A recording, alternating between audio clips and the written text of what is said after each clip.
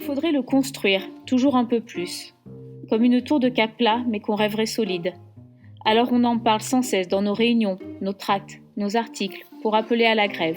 Mais on a peut-être oublié de se dire un peu, pour de vrai, ce que c'est ce truc mystérieux qu'on évoque un peu comme une évidence, avec l'air entendu du militant aguerri et fin lecteur du Capital.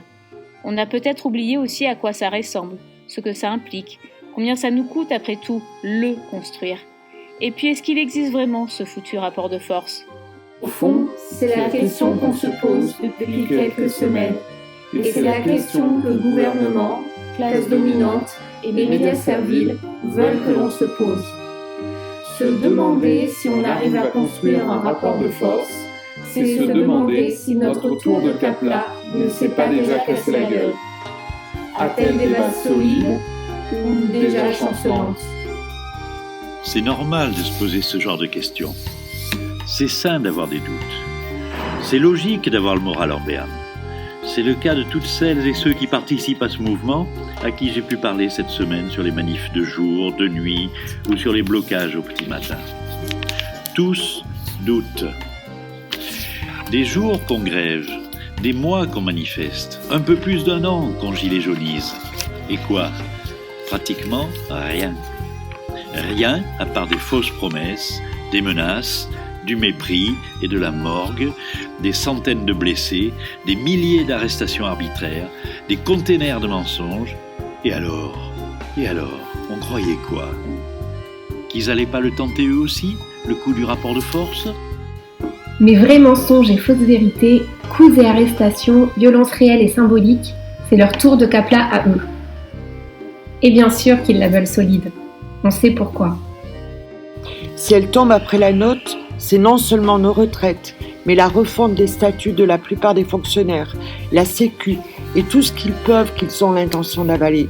Elle va nous prendre du temps, cette lutte, mais ce n'est pas un marathon, c'est une attaque systémique, comme une épreuve de tir à la corde avec un élastique géant. L'équipe qui faiblira ou qui trébuchera la première perdra toute sa longueur de corde. Alors il faut se convaincre de la solidité de notre tour. Elle n'est pas dégueu, elle ne chancelle pas encore, et il nous reste plus de Kapla à jouer que l'adversaire. Beaucoup plus. Notre part du rapport de force, c'est celle d'avoir réussi à bâtir et maintenir une cohésion interprofessionnelle large et unie dans un même but, mettre leur projet en ruine. Celle d'avoir toujours des fondations bien larges dans l'opinion, alors que l'adversaire est toujours plus replié sur lui-même. Celle de savoir que nous avons pu et pourrons à nouveau faire s'ébranler la tour adverse en grèvant, en bloquant le pays, en maçonnant des murs sur les tranquilles chemins de l'économie. Celle de savoir que malgré la durée, malgré les embruns, notre détermination ne s'est pas érodée. Nous sommes toujours solidaires. Celle de voir aussi que dans les facs et les lycées, la colère se cimente.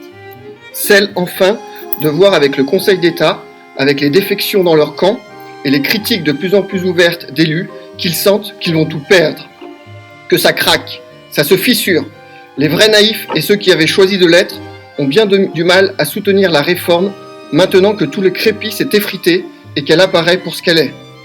Son socle idéologique, c'est le renforcement des inégalités selon les sexes, les générations, les espérances de vie, les corps de métier et les classes sociales, évidemment. Sa structure, entre la grande improvisation et les décrets autoritaires, est largement bancale et anticonstitutionnelle. Le Conseil d'État l'a montré.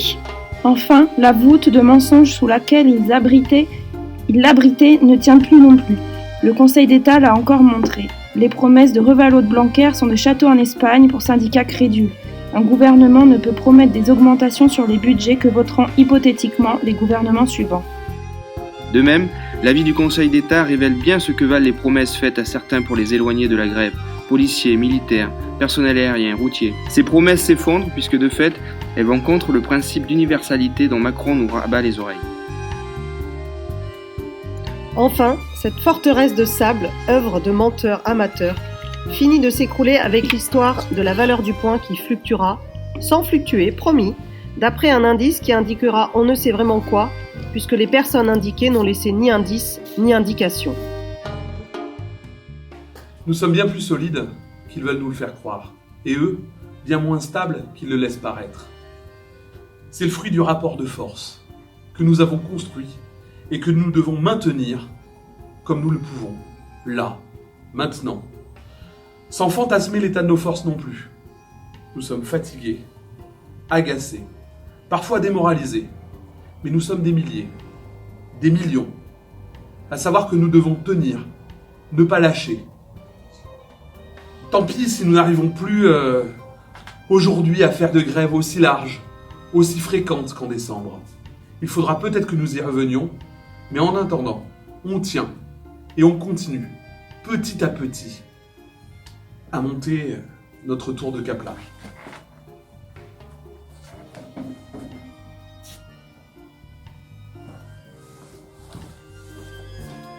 Pour nos anciens qui se sont battus et pour les espoirs d'égalité dont nous héritons. Nous tiendrons, car nous devons et nous allons gagner. Pour nous et pour notre dignité. Nous tiendrons, car nous devons et nous allons gagner. Pour nos gosses, et pour ne pas leur laisser un monde pire que le nôtre. Nous tiendrons, car nous devons et nous allons gagner. Pour les sacrifices déjà vécus et pour les idéaux encore à rêver. Nous tiendrons, car nous devons et nous allons gagner.